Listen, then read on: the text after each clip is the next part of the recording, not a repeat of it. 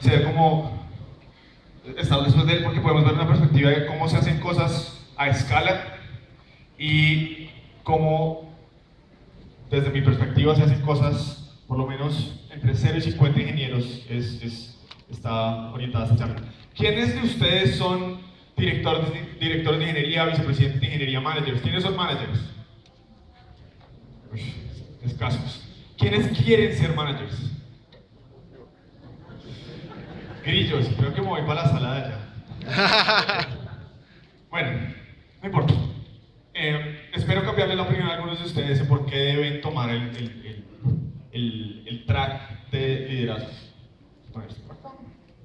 Entonces, esta charla es acerca de cómo construir organizaciones tecnológicas excelentes. Y para mí, una organización tecnológica entrega valor de negocio a través de implementaciones técnicas, ¿cierto? Esa es nuestra misión desde la perspectiva del equipo de ingeniería y es lo que siempre nos debemos enfocar. Tener un excelente equipo de ingeniería no siempre garantiza que vayamos a ser exitosos o exitosas en nuestras empresas, pero por lo menos hace mucho más fácil que podamos probar nuestras ideas o nuestras hipótesis sobre un negocio sin tener tanto que preocuparnos en cómo se va a hacer. Todo empieza desde el recruiting y creo que fue una de las últimas preguntas que le hicieron a Rafi, ¿cómo selecciona? Entonces vamos a hablar un poco de cómo vamos a armar un equipo, cómo vamos a retener un equipo, cómo lo vamos a mantener y de pronto hablar un poquito sobre qué pasa si hay miembros que no deberían ser parte del equipo.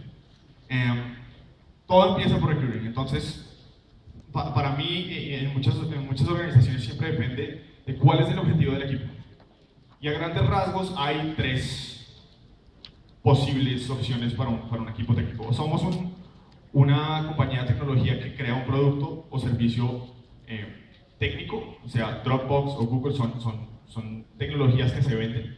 O somos empresas que están basadas sobre tecnología, pero ofrecen un servicio que no es meramente tecnológico, como Uber, o Uber que es transporte, o Ride, que es transporte también.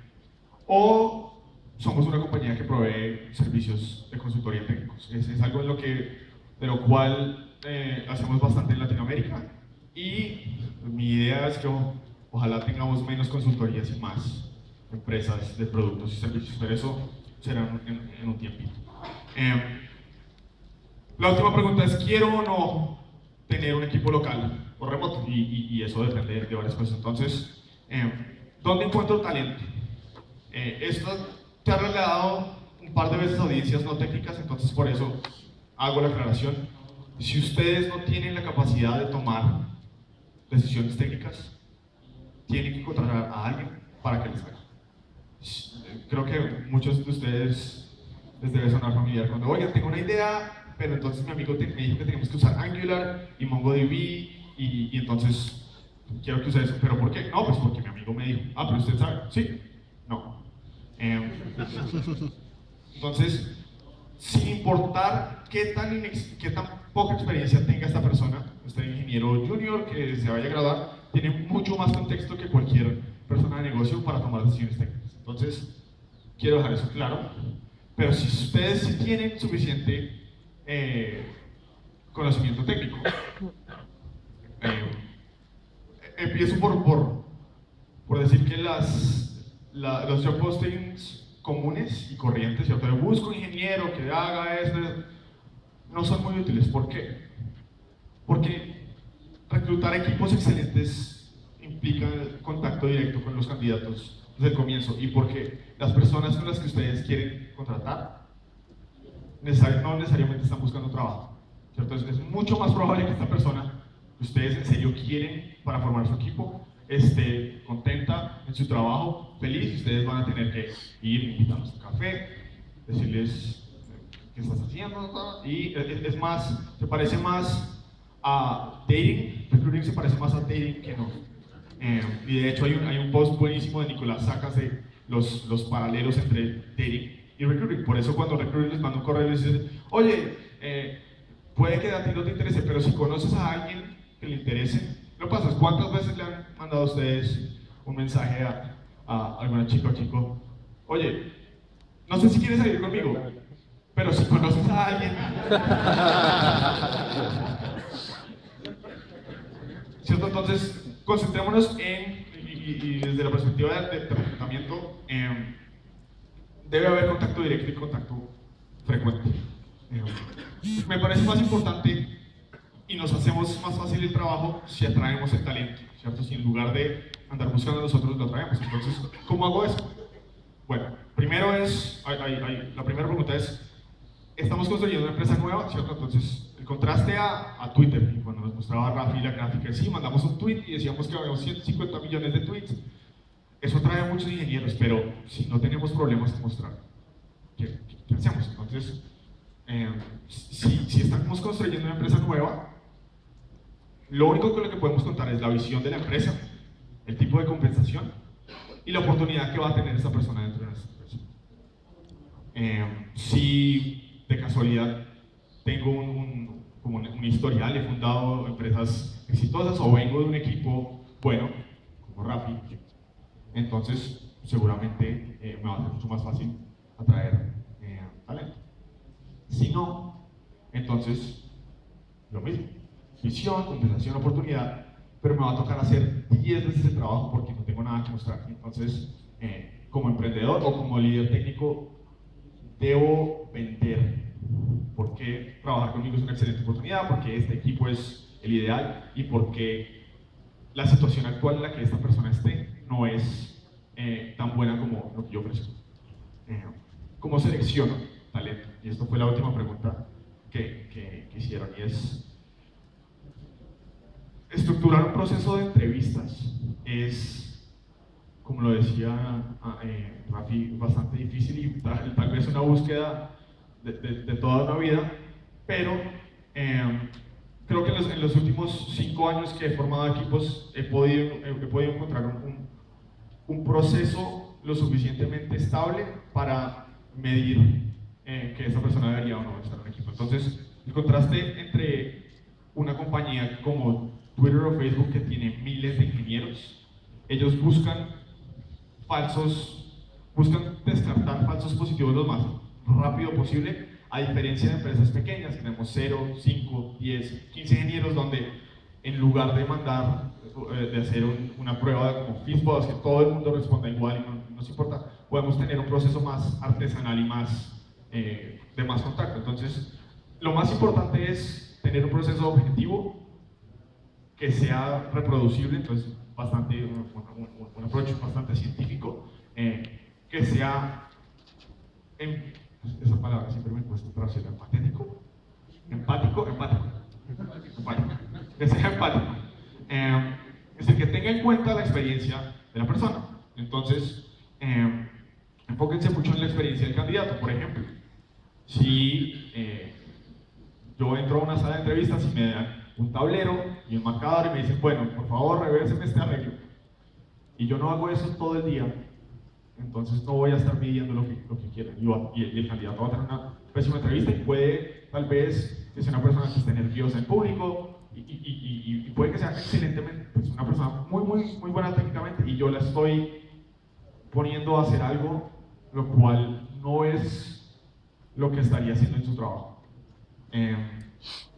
Hay que construir un pipeline, ¿cierto? Entonces, la razón por la que a mí más me gusta venir a eventos, organizar eventos, hablar en charlas, meetups, todo esto es porque me estoy exponiendo a que alguno de ustedes en algún momento esté interesado en trabajar conmigo y me escribe: Juan Pablo, me gustó mucho la charla, no sé qué hacer right, pero me gustaría oír, y empiezo a crear, ¿cierto? Este tipo de cosas. Entonces, si en algún momento buscan armar un equipo, deben estar, la mejor ventaja que tienen es ponerse ustedes enfrente de todas las audiencias posibles para empezar a filtrar y atraer a esas personas. Además de eso, es importante estandarizar los procesos y formalizar los procesos. Entonces, para mí, todo empieza por definir qué busco. Yo voy a buscar que un candidato o candidata tenga habilidades técnicas, habilidades no técnicas y un rango de experiencia. Y todo empieza entonces. ¿Cómo se mide? ¿Cómo tenemos una aproximación de ingeniería al proceso de entrevista? Creo que siendo todo, la mayoría de nosotros técnicos nos podemos identificar con el respeto al arte. Ingeniería es algo muy importante. Entonces, por eso muchas veces no nos gusta el contacto con recruiters porque no nos entienden, o con managers porque no tienen idea de qué consiste construir una aplicación o construir software. Entonces, si ustedes van a estar en el otro lado y van a estar entrevistando, tienen que respetar el arte, respetar el hecho de que la documentación es importante, que escribir pruebas es importante, generar una organización que respete ese tipo de cosas. Además de esto, y esto es un ejemplo muy chévere, estas diapositivas van a estar publicadas para que puedan leer este link, y es: no busquen un carpintero de casas cafés. Entonces, este artículo es una historia que hace un paralelo entre cómo se contrata un ingeniero y cómo funcionaría contratar a un carpintero si yo lo buscara de la misma forma que se busca un ingeniero. Y entonces empieza la entrevista como: bueno, bienvenido, yo estoy buscando un carpintero para que me ayude a construir esta casa. Cuéntame su experiencia. No, pues sí, mire, yo he construido casas grandes, pequeñas, en Colombia, en Chile, en Argentina. Ah, bueno. ¿Y cuánta experiencia tiene construyendo casas cafés? No, pues yo he construido casas verdes, casas azules, de pronto una casa café, pero pues es lo mismo, ¿cierto? Uno pone la estructura y después pasa alguien y la pinta. No, pero pues yo quiero hacer una casa azul. Entonces, no, una casa café. Entonces, y empieza pues esa lucha. Bueno, pero usted, ¿cuánta experiencia tiene en Angular o en Ember? Pues no importa, yo sé construir software. La experiencia la puedo ganar. Entonces, no sean ese entrevistador. Últimamente, un ingeniero es una persona que tiene la capacidad de resolver problemas de negocio a través de herramientas técnicas. Sea construyendo una lista con CSV o usando JSON, no importa, ¿cierto? No importa. Además de esto, buscamos recrear ambientes realistas, ¿cierto? No usen tableros, no, un computador, conexión a internet, Google, Stack Overflow. ¿Listo? ¿Cierto? La mitad, 90% de acá se gana el sueldo con Stack Overflow. ¿Cómo medimos habilidades no técnicas? Y esta es la que es ciertamente difícil. Entonces, lo que he encontrado yo es que al medir indirectamente o hacer preguntas como indirectas me ayudan a ver la experiencia de ciertas o las habilidades no técnicas de ciertas personas. Entonces, aquí les cuento un poquito ahorita cómo hacemos esto en RAI. Aprender a usar, a reconocer patrones, no juzgar en cuanto a respuestas de candidatos basadas en experiencia propias, y tener empatía. Entonces, aquí el ejemplo de RAI es lo que hemos intentado hacer lo mejor posible. Creo que les puedo mostrar. ¿Pueden ver? Entonces, nosotros en RAI tenemos un repositorio que básicamente tiene una colección de ejercicios, ¿cierto? De ejercicios como homework. Y la forma en la que funciona el ejercicio es que esta persona se le da acceso a un repositorio y el repositorio tiene un problema, digamos. Creo que aquí hay un problema en el cual este candidato debe imaginarse o construir el sistema operativo para un carro o vehículo, un auto. ¿Ustedes dicen auto? Un auto,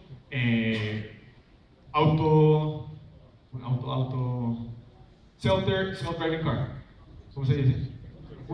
Un auto que se maneje solo, ¿cierto? Entonces esta persona tiene 6 a 8 horas para trabajar este ejercicio en su casa, y hay varias condiciones, ¿cierto? Y las condiciones dependen de la experiencia o del ejercicio el cual está aplicando este candidato. Entonces, si es junior, entonces puede usar cualquier stack, puede usar cualquier herramienta de búsqueda, Stack Overflow, Google, puede usar, no le puede pedir a nadie que escriba código por sí mismo, por ellos, en Stack Overflow, puede asumir que no va a haber fallas del sistema, happy path, y solo se tiene que concentrar en que hay un vehículo, ¿cierto? Solo se tiene que concentrar en coordinar un vehículo.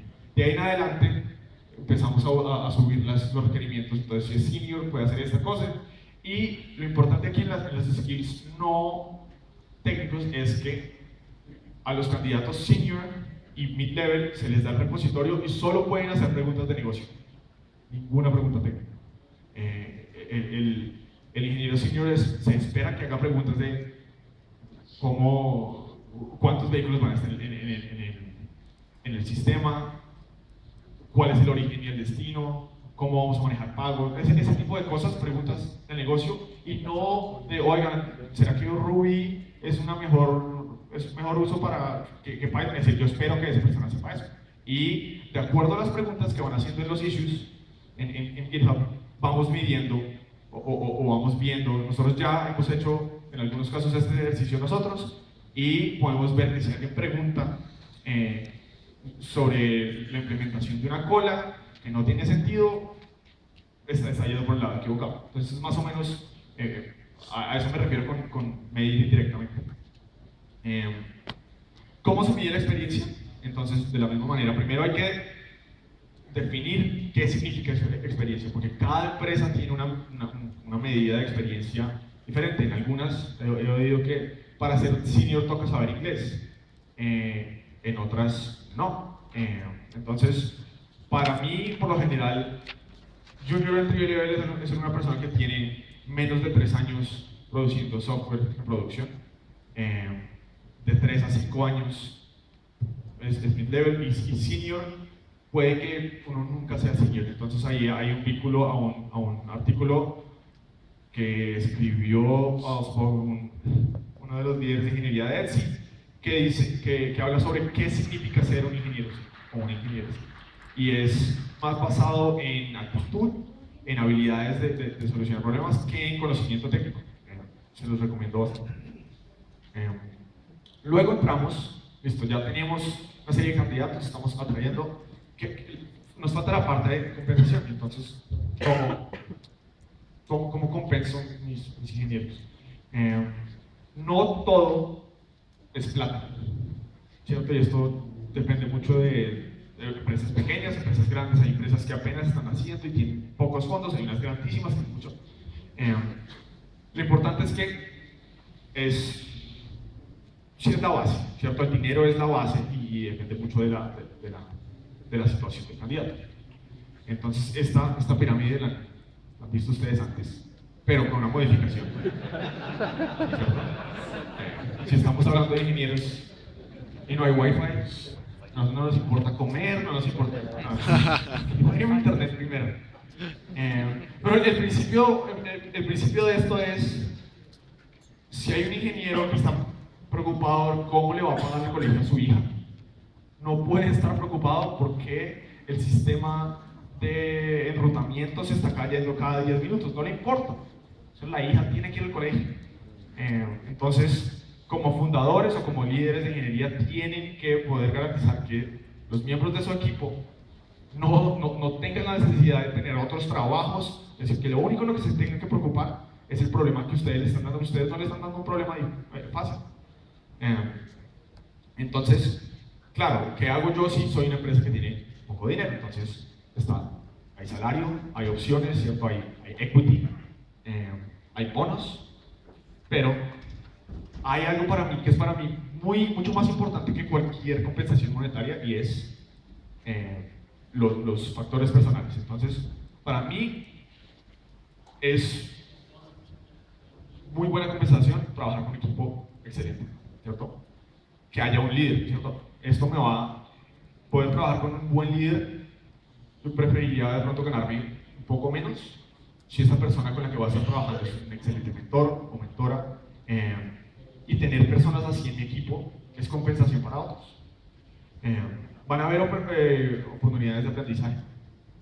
Y entonces esto es una encuesta que se hizo hace poco. ¿Qué valoran más los millennials?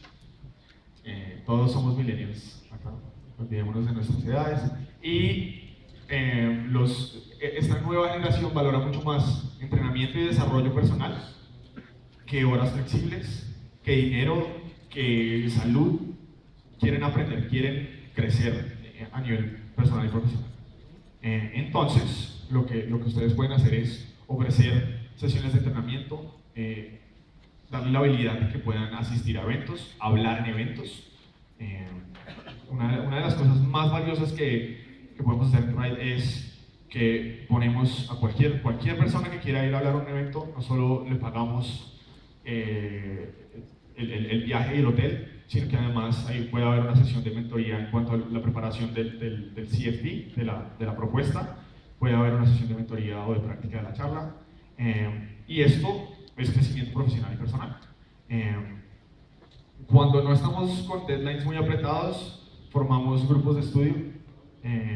Una de las cosas que empezamos a hacer y que empecé yo a hacer como hace 3 años en otro equipo fue, creamos un grupo de estudio de algoritmos, ¿cierto? Yo no soy ingeniero, yo no fui a la escuela de ingeniería, pero siempre me ha interesado aprender este tipo de cosas de ciencias computacionales que no he podido encontrar en otro lado. Entonces lo que hicimos fue formar un grupo de estudio que se reunía durante horas laborales, de 4 a 6 los jueves, donde cada miembro del equipo estudiaba un algoritmo y lo presentaba al resto. Y eso es algo muy interesante, es muy importante, y que simplemente el hecho de darles tiempo durante el día laboral es muy valioso. Además de eso, exponer a miembros del equipo de ingeniería a conocimiento de negocio o de ventas. No todo el mundo quiere ser ingeniero toda la vida, entonces estar en contacto con esos intereses y darles oportunidades como de promoción lateral y no solo horizontal, son bastante, no solo vertical, son bastante útiles. Además de esto, y es algo que muy pocos equipos ofrecen, es hay manejo de mi carrera, me van a ayudar a llegar a donde quiero ir, ¿cierto? ¿Cuál es el impacto de mi posición? ¿O cómo puedo tener más impacto, ¿cierto? En algunos casos puede llegar Amazon a Latinoamérica y vienen a reclutar, de hecho lo hacen en Colombia, y ofrecen muy buenos salarios, pero para terminar en Vancouver, en el equipo de servicio técnico.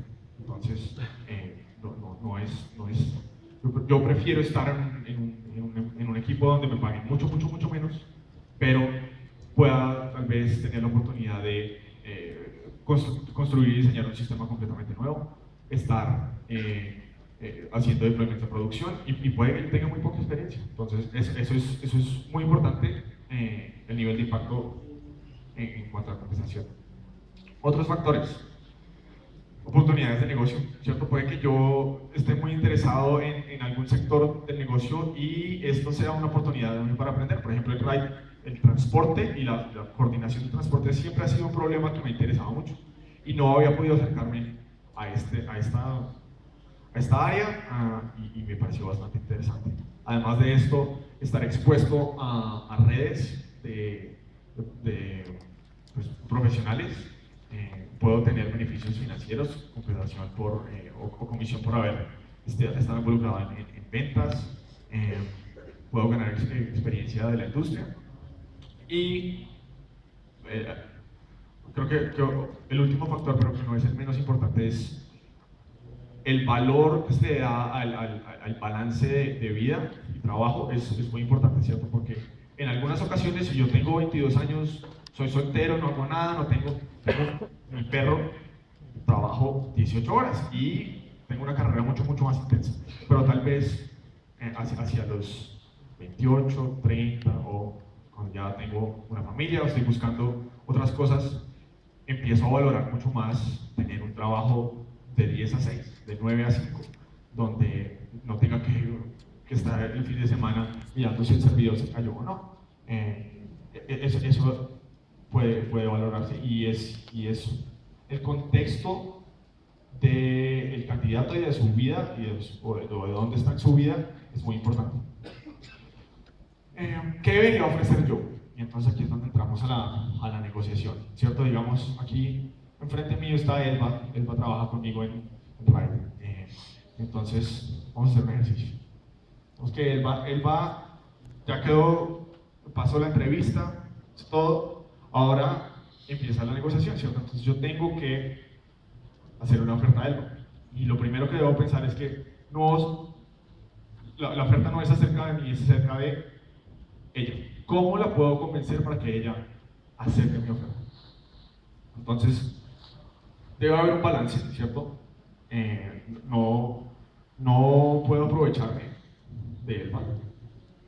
Porque además no sé, puede que yo tenga una idea de cuánto ganaba, cuánto gana, o de qué está buscando, eh, pero no puedo predecir qué decisión va a tomar. Entonces lo que yo por lo general hago es tener paquetes de compensación. Puede haber paquetes, y esto depende de la empresa. Si la empresa es más joven y tiene menos dinero, entonces se hacen paquetes con equity variable. Entonces le doy $10,000 al año, yo soy muy poquito, $10,000 al año con 20,000 acciones, o le damos 15,000 pero con menos acción, y se da la oportunidad de que la persona, dependiendo de sus intereses actuales, puede que esté pagando sus deudas de la universidad, que esté ahorrando por un apartamento, tome la decisión correcta sin, digamos, he visto muchos startups que si el candidato decide no tomar acciones o opciones, entonces de inmediato se piensa que esta persona no está comprometida con la misión de la empresa. No, de pronto tiene que pagar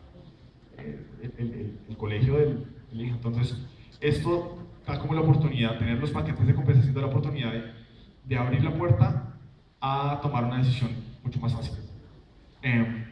No hay que tener miedo en negociar, ¿cierto? Pero hay que tener muy en cuenta que hay desventajas sociales, hay vicios de situaciones, ya sea de privilegio, o por ejemplo, digamos, una de las cosas que yo tengo muy en cuenta cuando le doy la tarea a alguien, el ejercicio de entrevista, es que puede que tomarse 6 a 10 horas resolviendo un problema de entrevista afecte los ingresos de una persona. Entonces, lo que en Raid ofrecemos es pagar la entrevista como de consultoría. No todo el mundo puede darse el lujo de trabajar 10 horas gratis para una entrevista. Hay que tener eso en cuenta también a la hora de negociación, ¿cierto? No todos los grupos sociales están dispuestos a negociar o son tan eh, eh, abiertos o criados para negociar. Entonces, la mejor forma de garantizar que tenemos un equipo diverso es teniendo en cuenta estos bias a la hora de negociar. Además de eso, hay que ser transparente, ¿cierto? Muchas veces preguntamos cómo está la situación de la empresa, cuántos inversionistas hay, este tipo de cosas es información importante porque al final las personas van a tomar una decisión por su vida y es importante ser transparente. Además, que si uno quiere tener el mejor equipo, tiene que pagar como el mejor equipo. Bueno, hablemos ya de management. La parte fácil. No existe. No he encontrado en mi carrera nada fácil de hacer en cuanto a management. No tan difícil. Onboarding. El onboarding es un proceso que busca orientar a personas nuevas en nuestra organización, nuestra cultura, cómo hacemos las cosas nosotros, ¿cierto? Entonces, ¿qué es la información más importante que debe tener esta persona para ser exitosa en nuestra organización?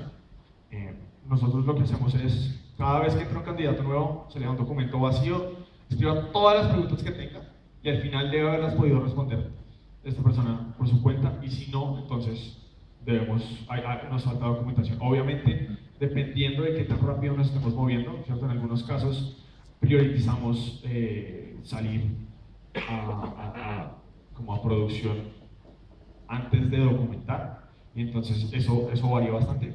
Al ser un equipo pequeño, somos 22, implica que dependiendo del momento del año en el que haya entrado este candidato, las cosas han estado más o menos documentadas. Definir una métrica de éxito, nosotros usamos el time to first commit, cuánto se demoró una persona que acaba de entrar en hacer un commit que es público en producción, y por lo menos eso lo mido yo internamente, buscando eventualmente optimizar. Además de esto, es una labor de no una persona. Para mí, el onboarding es del equipo entero, porque cada miembro del equipo posee información diferente. Pero algo que sí hacemos y está muy inspirado en mi vida pasada en la cocina, y es, todo el mundo empieza por soporte. Todo el mundo empieza en la estación en donde a nadie le gusta estar, pero en donde más se aprende. 2 a 4 semanas en la estación de soporte, donde toca el stack completo, puede resolver problemas que no son extremadamente complejos, y además les da exposición a los clientes, ¿cierto? A las personas que, oigan, no pude iniciar mi viaje hoy, o mi tarjeta de crédito. Este tipo de cosas empieza a formar por lo menos la cultura empresarial. Liderazgo. Entonces, el rol del líder de ingeniería, sea el engineering manager o director de ingeniería o vicepresidente de ingeniería, inclusive en algunos casos donde el CTO no es un cargo técnico sino de gerencia, es ayudar a que los equipos entreguen valor y no decirle a la gente qué hacer. Entonces, la de arriba no, la de abajo sí. Importante para poder lograr eso es definir un framework de cómo se toman las decisiones, ¿cierto? Porque si al final no soy yo quien toma la decisión, sino el equipo, ¿cómo van a hacer? Entonces nosotros lo que hemos hecho es basarnos en cultura open source, y usamos para cualquier decisión técnica un proceso que se llama un RFC, Request for Comments. Entonces, en el momento en el que algún equipo o algún miembro del equipo de ingeniería tiene que implementar algo nuevo, debe hacerle una propuesta a todos sus colegas de cómo lo va a implementar y por qué. Y esto lo tenemos, yo les voy a mostrar, les voy a hacer una trampa, y les voy a mostrar con este internet. Ok. Aquí están todas las decisiones técnicas que hemos tomado dentro del último año, y por ejemplo, si quisiéramos hablar de el diseño del sistema de analíticas, entonces hay una demostración, los fundamentos, cómo se va a implementar. Esto se maneja de forma que es un pull request a este repositorio, donde tiene un tiempo límite. Todos los ingenieros tienen la oportunidad de dar su opinión acerca del proceso, y de esta forma el equipo toma las decisiones, y en el único momento en el que yo me veo involucrado es cuando o veo un riesgo al negocio, es decir, vamos a escoger un lenguaje que nadie sabe y no vamos a poder reclutar a nadie para esto, o hay una discusión, hay como un empate, ¿cierto? Entonces, quiero tomar esta arquitectura, y las dos tienen fundamentos suficientes en el momento en el que toca tomar decisiones ejecutivas. Pero no pasa muy frecuentemente. Para mí lo más importante es no ser micromanager, no estar preguntándole a todo el mundo, bueno, Guillermo, si hizo su trabajo hoy, ¿qué hizo hoy? Pues eso creo que aburre a cualquier persona. Entonces, hay un asterisco, después les cuento por qué. ¿Cómo motivó a alguien?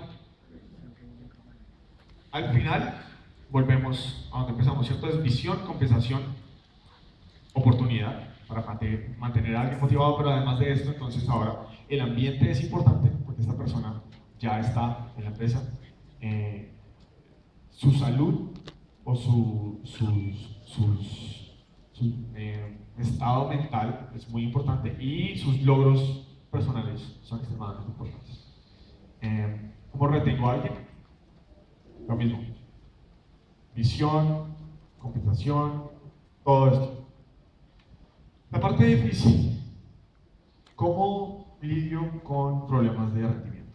Entonces, siempre como manager debo empezar a preguntarme si esto es mi culpa. Puede que yo haya puesto a una persona en una situación donde no tenían las herramientas, no tenía el conocimiento o las habilidades. Y eso es culpa mía, no de ellos. debe ser una conversación abierta, ¿cierto? En las situaciones en donde hay problemas de rendimiento, debe entablarse una conversación. Y creo que para mí lo más importante, creo que donde Rafi y yo estamos completamente en lugares opuestos, es que echar a alguien no puede ser una amenaza. Despedir a alguien no puede ser amenaza. Usted no hizo esto, entonces lo despido. Usted entonces lo despido. Porque entonces las personas empiezan a tener miedo, toman menos riesgos. Y yo quiero ingenieros que se arriesguen y que hagan las cosas de una manera mejor y no que tengan miedo que van a perder el trabajo porque pues, no hicieron. Además de esto, cuando identifico un problema de rendimiento, entonces es cuando yo empiezo a incrementar mis niveles de micromanagement en pasos, ¿cierto? Entonces, nosotros tenemos una reunión semanal de ingeniería donde hablamos todo el equipo. Si veo que hay algo que no está caminando en orden, entonces le digo al equipo, bueno, hablemos por favor, este equipo pequeño, hablemos mañana. Entonces ya saben, pero pues sí hay problemas y evaluamos qué está pasando y si tal vez es un individuo, entonces puede que llegue a un check-up diario para seguir el rendimiento. Lo importante es, más que cualquier cosa, ser humano y entender que pueden haber factores externos que afecten el rendimiento de una persona. Por lo general, es lo que pasa. ¿Cómo lidio con problemas personales? Entonces, lo más importante para mí es establecer una relación entre manager e ingeniero o ingeniera personal, ¿cierto? No somos amigos y no podemos ser amigos, pero sí debe haber respeto, ¿cierto? Y entonces mi rol como manager es construir una relación donde esta persona puede sentirse lo suficientemente cómoda como para darme información suficiente para que yo entienda que hay algo que está pasando en su vida personal que está afectando su vida laboral y que dentro de alguna medida puedo o no ayudar. Lo más importante es empatía y ser humanos. ¿Cómo lidio con conflictos? Esta es una pregunta que hicieron y es, yo intento adelantármele a los conflictos, entonces por eso establecemos espacios de discusión como el RFC y otro tipo de cosas donde siempre cuando haya más de un ingeniero que tenga una opinión van a haber conflictos. Es decir, no hay forma de que teniendo dos personas que han usado tecnologías similares o diferentes no vayan a tener una opinión sobre eso. Entonces lo importante es ayudarnos a abstraer primero de su trabajo personal, ¿cierto? Su trabajo de su persona. Y cuando hay críticas acerca de algún acercamiento técnico, ser muy claros en que no se está criticando a la persona porque escogió esto, sino a la tecnología o a la aproximación o a la herramienta. Además de eso, entonces, es mi rol promover discusiones, crear espacios especialmente en equipos remotos, donde el medio de comunicación es clave, porque hay veces y hay personas que no son tan amables por correo o en el chat, y uno habla con ellos y son, bueno, no pasó nada, pero es, no, me gusta esto, escrito. Entonces, la política nuestra es que si hay discusiones no se pueden tener en medios escritos, ni correo, ni chat, ni Slack, tiene que haber una llamada o tiene que ser en persona. Además de esto, en muchas ocasiones puede que perdamos ingenio y es importante reconocer cuándo podemos estar en una situación donde vamos a ser groseros u ofender y removernos por un tiempo. ¿Cómo lidio con errores del equipo o fallas? Hay un aspecto muy importante y es el error de atribución fundamental. Y entonces esto es que nosotros como humanos tendemos a aplicar o a culpar al humano por factores que pueden ser externos. El ejemplo más claro es, van dos personas en sus autos hacia un semáforo, uno de los autos se pasa el semáforo en rojo, se estrella, y la persona que está en el otro dice, este es mucho bruto, es culpa de la persona. Lo que no sabe es que la persona acaba de tener un infarto. Entonces, y completamente lo ignoró porque siempre asumimos que el humano es el que falló. Entonces hay que ser muy constantes y hay que intentar remover la persona de la situación e intentar evaluar las causas externas. Enfocarnos en el ambiente en el que hubo la falla, ¿cierto? Entonces hay una cosa que hacen en Etsy, es postmortems. Los postmortems son un proceso de documentación cuando hay fallas técnicas por lo general, ¿cierto? Entonces buscan no echarle la culpa a nadie, primero que todo, y entender qué acciones pasaron a qué hora, qué efectos observaron, qué esperaban, qué habían asumido, cómo se entiende el tiempo o la evolución del problema, y esto debe poder describirse sin tener el miedo a que haya retribución, a que me vayan a echar porque hubo un problema. ¿Cómo lidio con errores de individuos o fallos de individuos? Entonces, se hacen en el ambiente correcto, nunca, pues intento nunca traer un error, como mencionar un error en público, no lo uso como castigo, ayudo al equipo a que aprenda de los errores y nuevamente no castigo.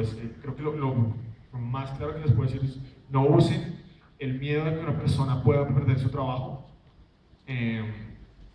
por temor a cometer errores. Los míos, si alguien me dice que he cometido un error, no lo ignoro. Pueden que estén equivocados o no, pero intento no responder inmediatamente porque ciertamente cuando hay una crítica hacia mí, puedo ponerme defensivo. Si he cometido un error, no uso como, no pido perdón de manera falsa, sino debo ser sincero, ser abierto, y lo que hago yo por lo general es escribir errores que haya cometido en el pasado, a los cuales vuelvo cada 6 meses a ver qué ha cambiado, si lo he vuelto a cometer, si lo he vuelto a hacer. Manejo de emergencias es lo más divertido. Si hay un sistema que se cayó, si alguien borró la base de datos el viernes a las 6 de la tarde, ya me pasó, quítense del camino, ¿cierto? Entonces, y quiten a otras personas del camino.